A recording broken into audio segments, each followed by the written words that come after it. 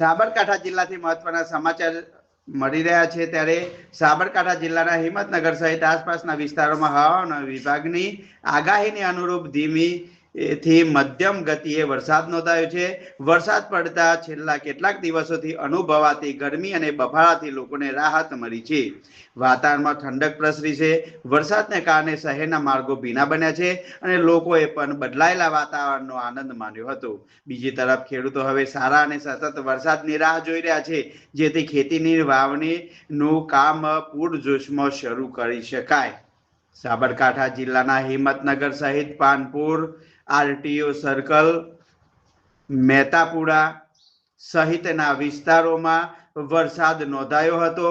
સાબરકાંઠા જિલ્લાના હિંમતનગર આસપાસના વિસ્તારોમાં હવામાન ખાતાની આગાહીને પગલે ધીમીથી મધ્યમ વરસાદ નોંધાયો છે।